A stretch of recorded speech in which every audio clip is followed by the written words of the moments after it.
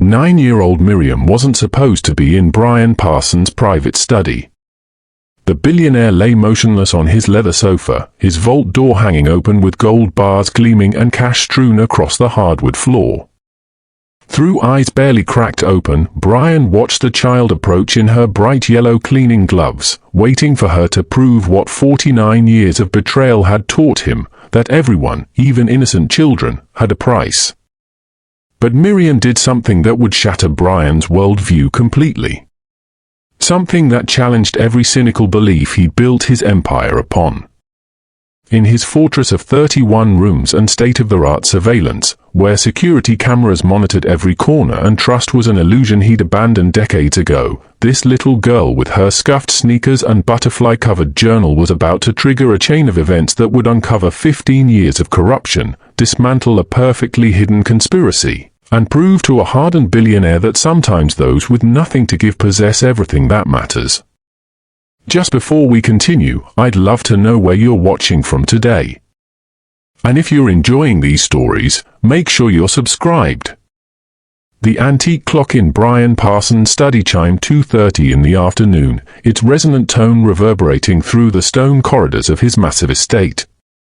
Brian sat in his office chair, hands folded, scrutinizing the wall of security monitors with the focused intensity of a predator stalking prey. At 49, he had accumulated wealth that most could only dream of. But trust? That was something money could never buy him. "Sir, the new housekeeper has arrived for her first shift," his assistant's voice came through the speaker system. Brian remained silent for a moment. His steel blue eyes tracked the figure on the screen. The background report lay open on his tablet: single mother, drowning in medical debt, eviction pending. Spotless employment history. Perhaps too spotless. In his world, everyone had secrets. Everyone had a weakness waiting to be exploited. The woman moved through the grand entrance with quiet professionalism, her uniform immaculate despite having worked 2 other jobs that morning. Beside her walked a smaller figure. Her daughter Miriam, 9 years old, according to the extensive background investigation Brian had commissioned. The child carried a threadbare backpack decorated with faded butterflies and kept her gaze low, though her eyes occasionally darted upward to take in the marble columns and crystal chandeliers. "Mama, this house is like a palace," Miriam breathed, her whisper somehow carrying in the cavernous space. "Sure, sweetheart. Remember what I said. Be invisible and don't disturb anything. Mr. Parsons values his privacy above all else." Brian settled deeper into his chair, a knowing expression crossing his features. Privacy. That was the polite term. His staff had other words when they thought he was out of earshot: ruthless, untrusting, impossible. They weren't mistaken, but they'd never walked in his shoes. Paranoia had been his shield when his business partner attempted to steal his patents. It had been his armor when his ex-wife's lawyers tried to claim half of everything he'd built from nothing. The afternoon light filtered through the towering windows, painting geometric patterns across the imported rugs as Brian monitored mother and daughter moving through his domain. The woman began her work in the East Wing, moving systematically through each space while Miriam settled on a bench in the corridor, extracting a dog-eared workbook from her backpack. State capitals, the girl murmured to herself, pen moving across the page. Springfield, Illinois. Austin, Texas. Sacramento. Brian found himself unexpectedly captivated by the child's determination. Something about her concentration, the way she tucked a strand of hair behind her ear when puzzling through a difficult answer, stirred a distant memory he couldn't quite grasp. As the weeks unfolded, a pattern emerged. The woman would arrive at 2:30 precisely, Miriam always at her side. The child would claim a quiet spot to complete her schoolwork while her mother cleaned. Occasionally Brian would encounter them in a hallway, and Miriam would offer a tentative smile and a respectful "Good afternoon, Mr. Parsons." He never acknowledged her, preserving his carefully constructed wall of detachment. But he observed everything. How Miriam always lined up her shoes neatly by the door without prompting. How she meticulously gathered every eraser crumb that fell from her supplies. How she split her humble after-school snack with her mother, always insisting her mother take the larger portion. "The child is perceptive," Brian remarked to his head of security, Marcus Thornton, one evening. "She pays attention to details most adults miss." Marcus, an ex-military specialist who'd been Brian's right hand for 15 years, gave a slow nod. "Children absorb everything, sir. They just don't always know what it means." But Brian suspected Miriam understood more than she should. There was a depth in her dark eyes that seemed unnaturally mature, a cautious awareness he recognized all too well. It was the expression of someone who learned young that life offers no guarantees, that safety is never certain. The Parsons estate sprawled across 47 acres of meticulously manicured grounds, a monument to wealth and isolation. Inside, 31 rooms connected through corridors lined with original Renaissance paintings and sculptures that most museums would auction their endowments to acquire. But Brian Parsons barely noticed the art anymore. His attention remained fixed on what truly mattered, the network of 247 security cameras monitoring every angle, every entrance, every shadow where betrayal might hide. He stood in his private observatory that evening, a crystal tumbler of scotch untouched in his hand, watching the feed scroll across the monitors. Each camera offered a different perspective of his fortress. The marble foyer where visiting executives always paused to gape at the dual staircases. The West Wing guest suites that hadn't hosted guests in 7 years. The vault room with its reinforced steel door and biometric locks, where his most liquid assets waited behind 8 inches of hardened metal. Trust was a luxury Brian had learned to live without. The lesson had come gradually, each betrayal adding another layer to the armor around his heart. 23 years ago, he'd been different. Younger. Stupider. He'd built his first tech patent with his college roommate, David Chen, working 18-hour days in a garage apartment, surviving on ramen and ambition. When the prototype finally worked, when venture capitalists started circling with their checkbooks ready, David had smiled and shaken Brian's hand. Then he'd filed competing patents under a shell company, stolen half their client list, and left Brian drowning in legal fees while his former friend launched what should have been their company. Brian had clawed his way back, rebuilt from nothing, sworn he'd never trust a partner again. Then he'd met Victoria at a charity gala, her emerald dress catching light like promise itself.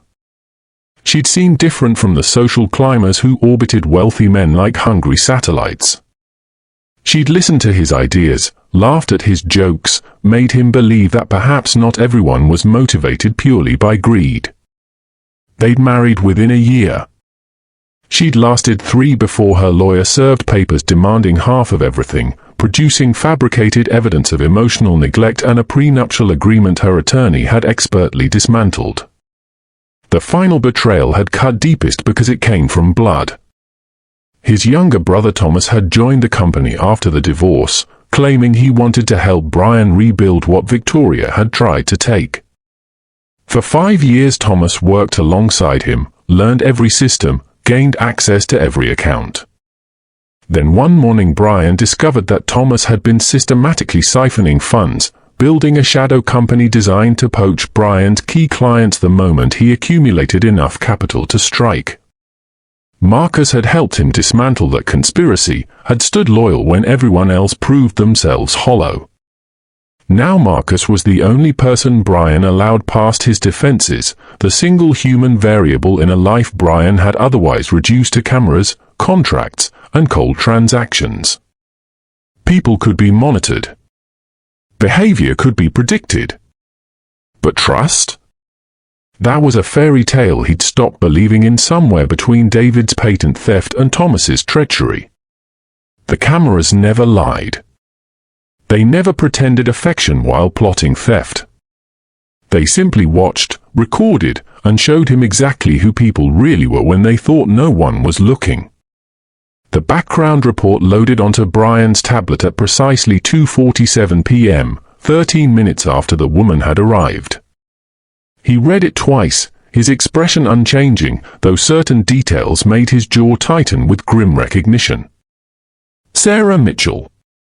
Age 34. Previously employed at 3 separate households over the past 8 years, each reference glowing with praise about her reliability, discretion, and attention to detail. No criminal record. No traffic violations. Not even a late payment on her credit history until 18 months ago, when everything had apparently collapsed at once. The medical bills told a story Brian had seen countless times before. A daughter's emergency appendectomy that spiraled into complications. Follow-up surgeries. Infections that required extended hospital stays. The numbers climbed into 6 figures while insurance companies found creative reasons to deny coverage. Sarah had worked 3 jobs to keep pace with the mounting debt, but mathematics didn't care about determination.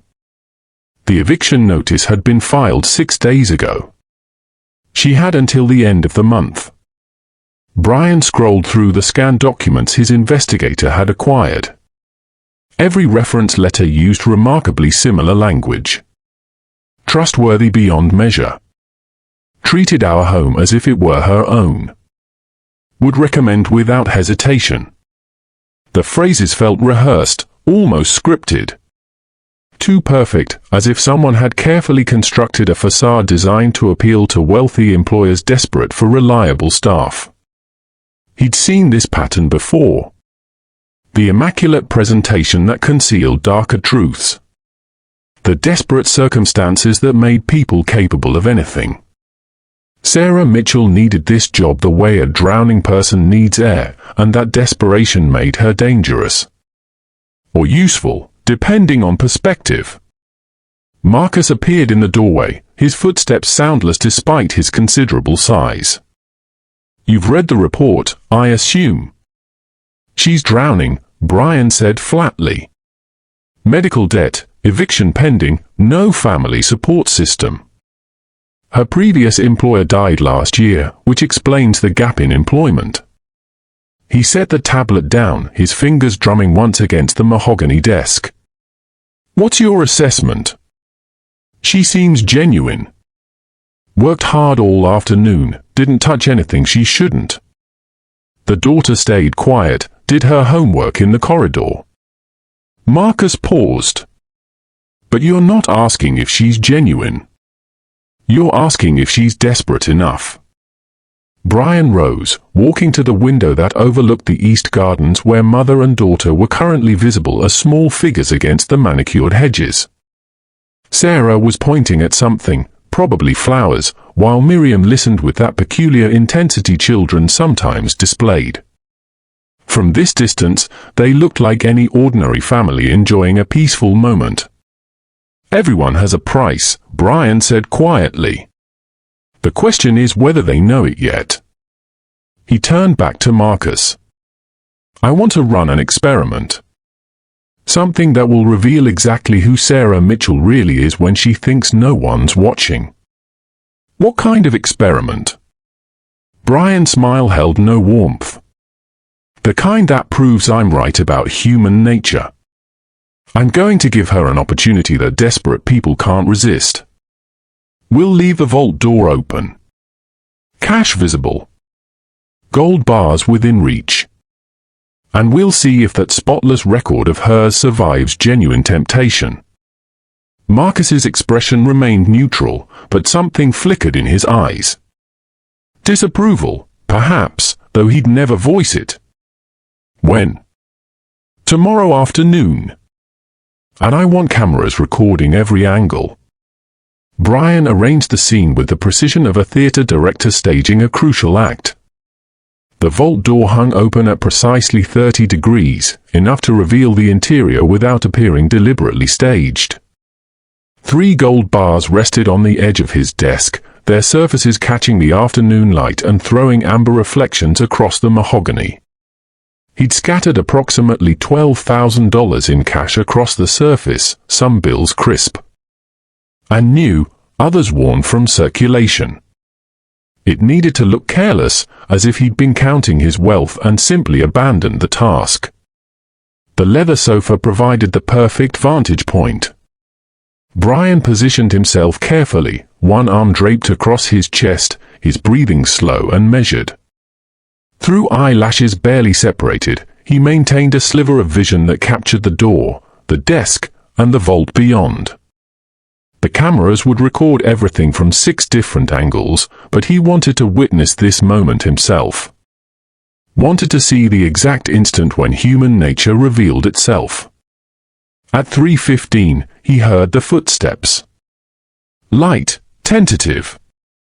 A child's footsteps, not the mother's confident stride. Brian's pulse quickened despite his motionless exterior. This wasn't the plan. He'd expected Sarah, had calibrated every detail for an adult's reaction to temptation. But life, as always, refused to follow scripts. Miriam appeared in the doorway, a dusting cloth clutched in her small hands. She froze when she saw him on the sofa, her dark eyes widening. For a long moment she simply stood there, clearly torn between her mother's instructions to clean and the social prohibition against disturbing a sleeping person. Then her gaze drifted to the desk, to the scattered wealth glittering in the slanted sunlight. Brian watched her approach with the wariness of a bomb technician examining unexploded ordnance. This was it. The moment that would confirm everything he believed about human nature. She was 9 years old, from a family drowning in debt, staring at more money than her mother earned in a year. Children were honest in their greed, unencumbered by adult pretenses about morality and restraint. But Miriam didn't reach for the cash. Instead, she carefully gathered the scattered bills, her movements gentle as if handling something precious but fragile. She stacked them with surprising precision, aligning the edges until they formed a neat pile. The gold bars she repositioned with both hands, clearly struggling with their weight, arranging them in a careful row beside the currency. Then she turned to the vault door. Her small hands gripped the edge, and she pulled with visible effort, her face reddening from exertion. The heavy door shifted an inch. 2 inches. She was trying to close it, to secure his wealth rather than access it. When the door finally clicked shut, she exhaled with obvious satisfaction. Brian's certainty wavered for the first time in years. Miriam approached the sofa next, and he forced himself to maintain his facade of sleep. He felt the whisper-soft weight of fabric settling over him as she draped a throw blanket across his chest and shoulders. Her small hand briefly touched his arm, a gesture that felt protective rather than intrusive. "Sleep well, sir," she whispered, her voice barely audible. Then she gathered her cleaning supplies and slipped from the room as quietly as she'd entered, leaving Brian staring at the closed vault door through his narrow field of vision, his carefully constructed test producing results he hadn't anticipated and didn't know how to interpret. Brian couldn't stop watching the footage. Long after Miriam and her mother had left for the evening, he sat in his security room, scrubbing through hours of recorded material with an intensity that bordered on obsession. Marcus had departed an hour ago with a knowing look that Brian had chosen to ignore. Now, alone with his wall of monitors, he rewound and replayed scenes that shouldn't have mattered but somehow did. The timestamp read 12:47 p.m. Sarah Mitchell worked through the master bedroom suite, her movements economical and practiced. She didn't simply dust surfaces, she lifted each object, cleaned beneath it, and replaced it in exactly the same position. When she noticed a loose thread on one of his custom curtains, she produced a small sewing kit from her supply caddy and repaired it on the spot, her stitches invisible unless examined closely. This wasn't the work of someone planning theft. This was pride, the kind that refused to compromise even when circumstances had stripped away everything else. At 1:15, mother and daughter met in the staff kitchenette. Sarah unwrapped a single sandwich from wax paper, something simple with turkey and lettuce that looked homemade. She cut it diagonally with a plastic knife, and Brian leaned forward as she handed the larger half to Miriam. The girl started to protest, but Sarah shook her head with a smile that didn't quite reach her eyes. "You're growing. You need the fuel more than I do." Her voice came through clearly on the audio feed. "But Mama, you haven't eaten since breakfast." "I had a big breakfast." The lie was transparent even through the screen. Sarah took a small bite of her half, chewing slowly to make it last, while Miriam ate with the mechanical efficiency of a child who'd learned not to waste food. Brian switched to another camera, following Miriam to her usual spot in the corridor where she'd claimed a window seat as her temporary study space. He watched her extract textbooks from her threadbare backpack, and his eyes narrowed at the titles. Advanced Algebra. Pre-calculus Concepts. These weren't fourth-grade materials. He zoomed the camera in as she opened a notebook covered in neat handwriting, working through equations that most high school students would struggle with. She muttered to herself as she worked, a habit Brian recognized from his own childhood when mathematics had been his refuge from chaos. If x equals 7, then the derivative function. Her pencil moved with confidence, pausing only when she reached a particularly complex problem. Then she'd bite her lower lip, stare out the window for 30 seconds, and suddenly her hand would fly across the page as the solution crystallized. Brian pulled up more footage from previous weeks. Miriam organizing her school supplies with military precision. Miriam retrieving a fallen picture frame in the hallway and carefully rehanging it, checking 3 times to ensure it was level. Miriam finding a spider in the library and gently capturing it in her hands to release outside rather than killing it. In one clip from 4 days ago, she discovered a $50 bill on the floor near the main staircase, probably fallen from someone's pocket. The camera captured her picking it up, examining it briefly, then walking directly to Marcus to report the find. She hadn't hesitated. Hadn't looked around to see if anyone was watching. The thought of keeping it simply hadn't occurred to her. Brian leaned back in his chair, the leather creaking softly. These weren't thieves.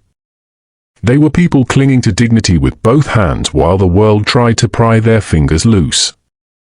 The diamond bracelet had belonged to Brian's mother, one of the few possessions he'd kept after her death 12 years ago. It was worth approximately $40,000, enough to solve every financial crisis Sarah Mitchell faced with money left over. Brian positioned it on the hallway console table outside his study, arranged to look carelessly forgotten, as if he'd set it down while distracted and simply walked away. He told himself this was necessary. That Miriam's previous behavior had been circumstantial, perhaps performed while she sensed she was being observed. This test would be different. The hallway had only one camera, positioned at an angle that made it easy to miss. The bracelet sat in a location where someone could pocket it and reasonably claim they'd never seen it at all. Brian watched from his study, door open just enough to provide a sight line. His coffee grew cold in its cup as the afternoon stretched toward evening. Sarah worked in the West Wing, too far away to notice. Miriam had finished her homework and was helping her mother, carrying supplies and learning the routines that would probably define too much of her future. At 4:37, Miriam passed through the hallway on her way to return a vacuum to the storage closet. Brian saw the exact moment she noticed the bracelet. Her steps faltered. She stopped, staring at the glittering diamonds as if they were a puzzle requiring solution. For 10 seconds she simply stood there, and Brian felt his chest tighten with something uncomfortably close to hope and dread in equal measure. She picked up the bracelet, holding it up to the light. The diamonds threw rainbow fractals across her face, and for a moment she looked transfixed by the beauty of it. This was the moment. The test. Brian's fingers gripped his coffee cup hard enough that his knuckles whitened. Miriam lowered the bracelet and looked around, clearly searching for its owner. Then she walked directly toward his study. Brian quickly sat at his desk, arranging papers to appear absorbed in work. Miriam knocked softly on the door frame. "Mr. Parsons? May I come in?" "Yes." The word came out rougher than intended. She approached his desk carrying the bracelet in both hands, treating it like something sacred. "I found this in the hallway. I thought you'd want it back right away since it's so valuable." Brian studied her face, searching for calculation, for the performance of honesty while planning deception. He found nothing but earnest concern. "You could have kept it. Claimed you never saw it." Miriam's expression shifted to confusion, as if he'd suggested something incomprehensible. "But it's not mine. Taking things that aren't yours makes you someone you don't want to be. Your mother needs money. This bracelet could solve your problems. Mama says some solutions cost more than the problems they fix." She placed the bracelet carefully on his desk. "She says who you are matters more than what you have. If I became a thief to stop being poor, I'd still be poor. Just a different kind of poor." The words hit Brian with unexpected force. He reached for the bracelet, his fingers brushing against the cool metal, but his eyes remained fixed on Miriam's face. "Who taught you that?" "Mama. And my grandma, before she died." Miriam smiled, a small expression that somehow contained more wisdom than Brian had accumulated in 49 years. "They said integrity is the only thing nobody can take from you unless you give it away." She left before he could formulate a response, her footsteps fading down the corridor while Brian sat staring at the bracelet in his hand, feeling the carefully constructed walls of his worldview developing cracks he didn't know how to repair. The conversation happened by accident, the way most transformative moments do. Brian had been reviewing contracts in the conservatory when Miriam appeared with her mother's watering can, assigned the task of tending to the orchids that lined the glass walls. She worked quietly for several minutes, and he'd almost forgotten her presence when her small voice broke the silence. "Mr. Parsons, can I ask you something?" He looked up from the dense legal language, prepared to offer a dismissive response, but something in her tentative tone made him pause. "What is it? Why do you have so many beautiful things if they don't make you happy?" The question landed like a physical blow. Brian set down his pen with deliberate care, buying himself time to construct an appropriate deflection. "What makes you think I'm not happy?" Miriam tilted her head, studying him with those unnervingly perceptive eyes. "You eat all your meals alone. I've seen the dining room. It has a table that seats 20 people, but there's only ever one place setting. And you have 16 bedrooms, but nobody visits.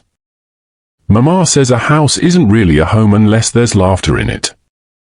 "Your mother talks too much," Brian said, but the edge in his voice felt manufactured even to his own ears. "She talks the right amount," Miriam countered gently.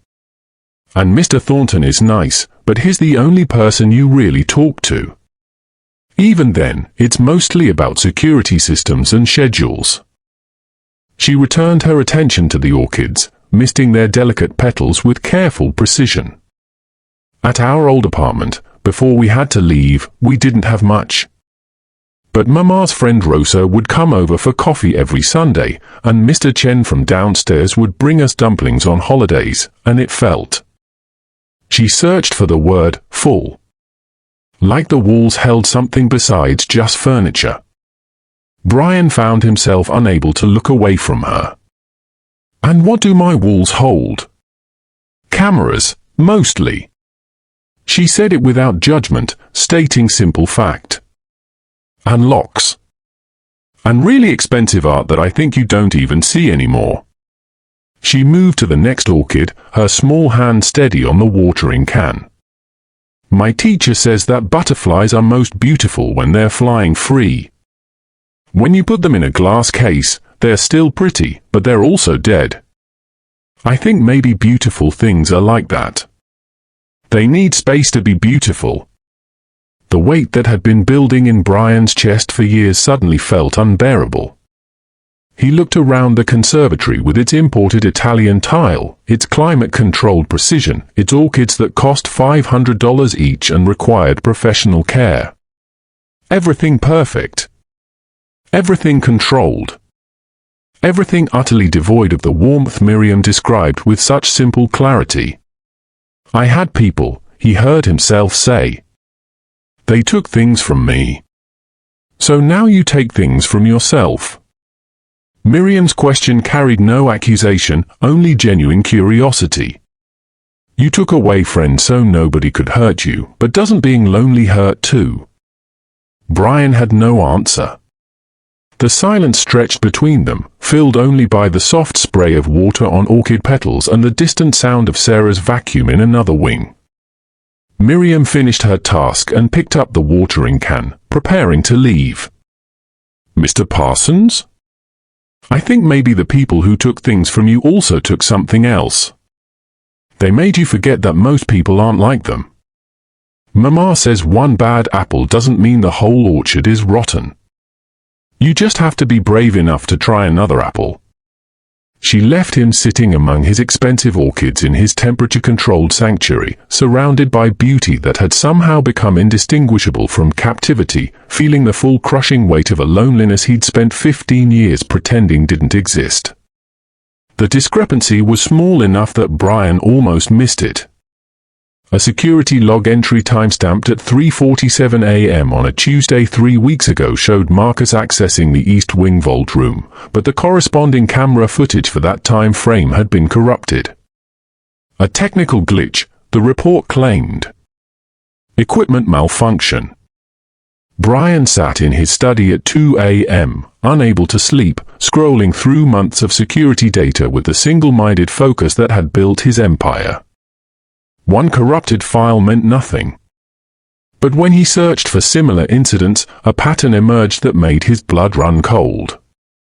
11 corrupted files over the past 18 months. Every single one occurred during Marcus's overnight security rounds. Every single one involved rooms where valuables were stored or financial records were kept. He pulled up the personnel files next, working backward through the parade of household staff who'd been dismissed over the years. Carmen Rodriguez, accused of stealing a watch. Hired by Marcus. James Patterson, caught with unexplained cash in his locker. Marcus's recommendation. Yuki Tanaka, blamed when a collection of rare coins went missing. Marcus had personally vouched for her credentials. Brian's hands trembled as he opened the incident reports, reading them with new eyes. Carmen had been dismissed 2 days after she'd mentioned to Sarah's predecessor that some invoices for security equipment seemed unusually high. James had questioned why the estate's food delivery costs had doubled despite the same grocery orders. Yuki had asked Marcus about a discrepancy in the household account ledgers.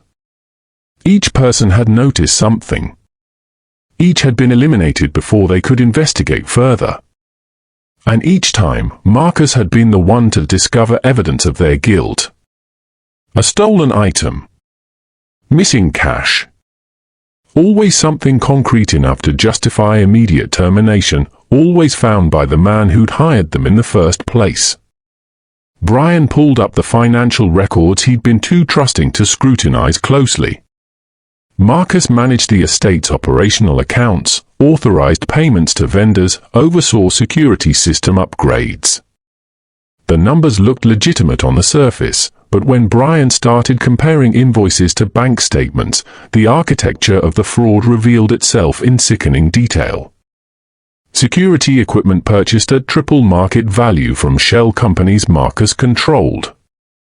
Maintenance contracts for work that was never performed. A ghost employee on the security staff whose salary had been deposited into an account Marcus accessed. Over 15 years, the theft totaled nearly $4 million, extracted in increments careful enough to hide beneath the noise of an estate that spent lavishly on legitimate expenses. The man Brian had trusted absolutely, the single person he'd allowed past his defenses after everyone else had betrayed him, had been systematically robbing him for over a decade. And he'd done it by exploiting the very paranoia he'd helped Brian cultivate, by feeding Brian's belief that everyone else was dishonest while positioning himself as the sole source of loyalty. Brian's phone buzzed with a text from Marcus, reviewing tomorrow's schedule. The Mitchell woman needs to be watched. I don't trust people who seem too perfect. The words that would have resonated yesterday now revealed themselves as predator strategy. Sarah wasn't too perfect. She was too competent. Too likely to notice what others had noticed. And now Marcus was laying the groundwork to eliminate her before she became a threat. Brian sat back in his chair, the weight of his own willful blindness pressing down like physical force. He'd built an empire on mistrust, installed cameras everywhere, investigated everyone who entered his domain. Everyone except the man who'd convinced him that loyalty meant never questioning, that trust meant closing his eyes to the one person who'd been robbing him blind while wearing the mask of friendship. The alert came through at 4:17 a.m., yanking Brian from restless sleep. Security breach. East Wing Vault. His phone displayed the notification in clinical red text, but underneath ran a second alert that only he could see, a silent alarm from the camera system Marcus didn't know existed. Brian had spent 3 weeks installing the hidden network, working in the dead of night after Marcus left, positioning micro-cameras in decorative molding and behind picture frames. The paranoia that had isolated him from the world had finally been aimed at the right target. Now, as he pulled up the hidden feed on his secure tablet, he watched his greatest betrayal unfold in real time. Marcus moved through the vault room with practiced efficiency, wearing gloves and carrying a canvas bag. He used the master access codes only he and Brian possessed, to open the safe without triggering standard alarms. Brian watched him extract 2 Rolex watches, a strand of pearls, and $15,000 in cash. The items disappeared into the bag with the casual familiarity of someone who'd done this many times before. But Marcus wasn't stealing for himself tonight. This was theater. The hidden camera tracked him as he left the vault and made his way to the staff quarters in the estate's south wing. Sarah and Miriam were housed there now, a small 2-room suite that Brian had offered when he'd learned their eviction was imminent.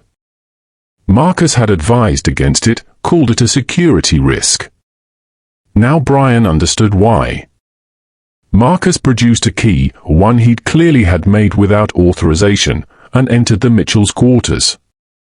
The mother and daughter were away for the night, staying with Sarah's friend in the city for Miriam's birthday celebration. Marcus had volunteered to monitor their schedule, had probably planned this timing precisely. Brian zoomed the camera in as Marcus began his work.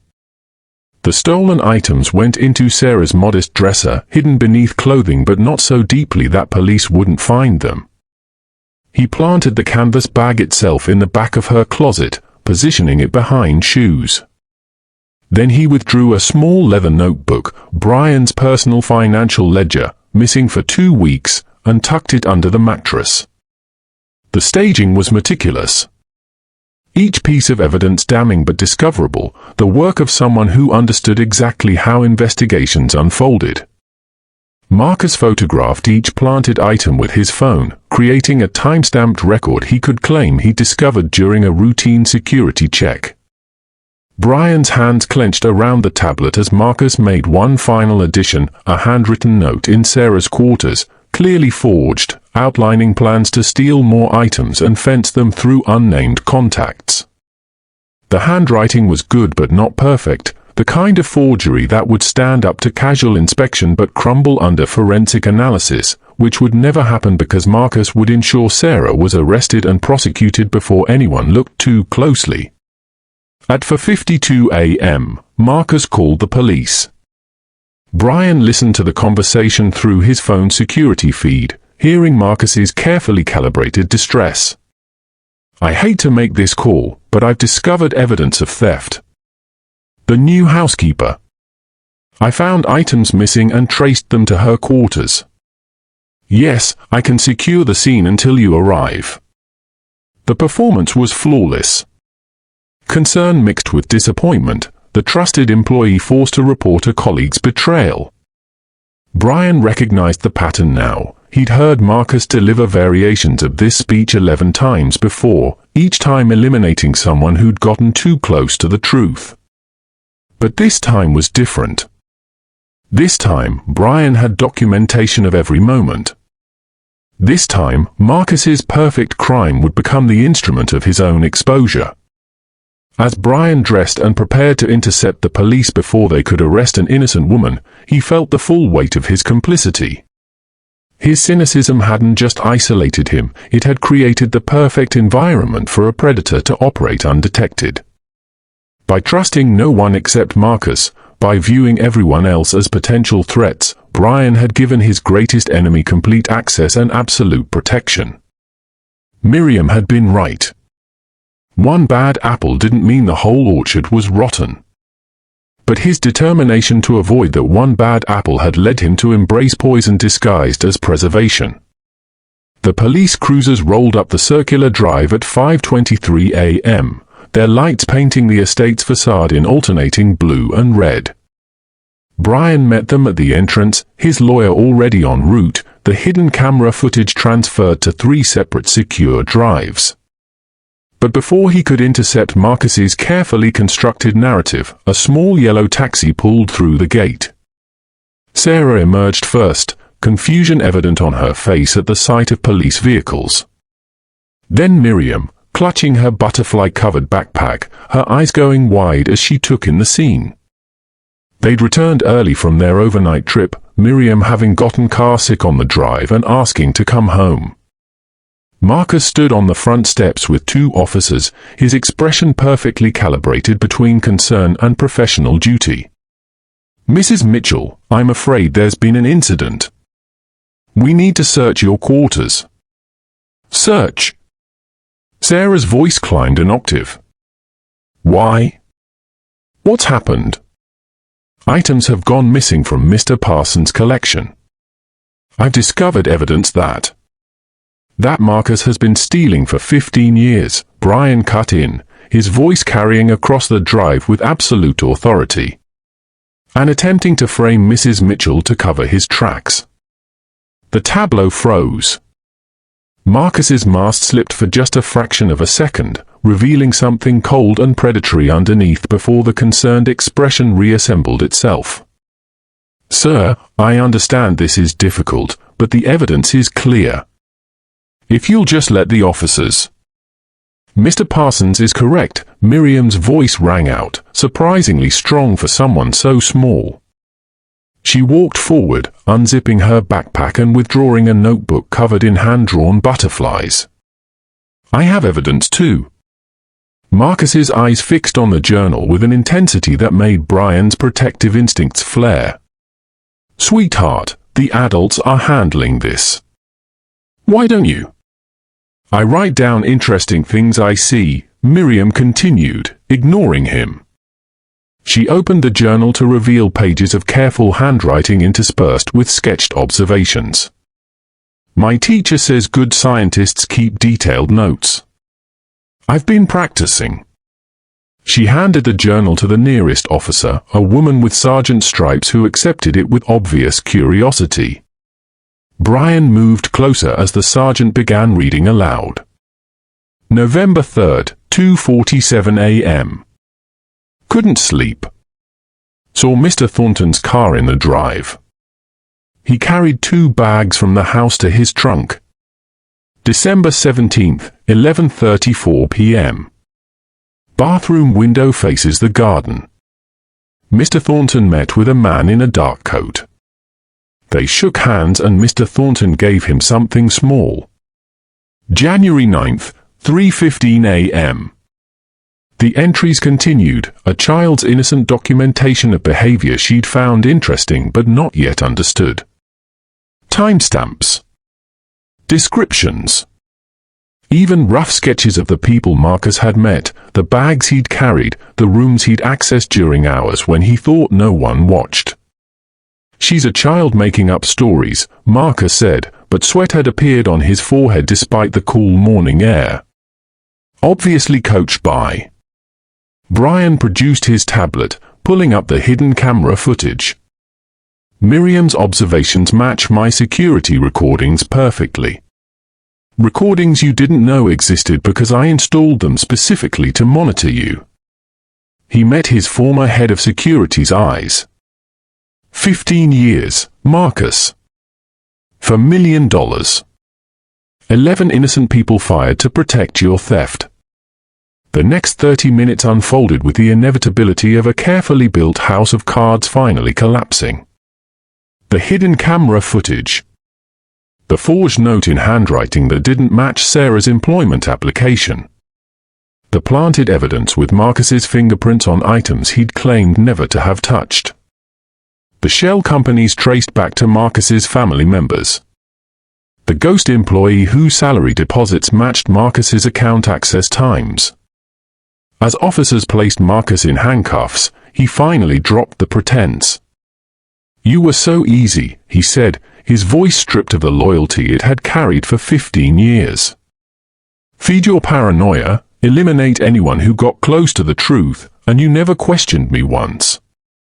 The great Brian Parsons, so convinced everyone was dishonest that you never saw the one person actually robbing you. The words landed like acid because they were true. Brian had tested everyone except the person he'd chosen to trust. Had built an empire on cynicism while leaving his greatest vulnerability completely unguarded. Miriam slipped her small hand into her mother's as Marcus was led away. She looked up at Brian with those two wise eyes. "My journal proved he was bad, but it also proved something else, right?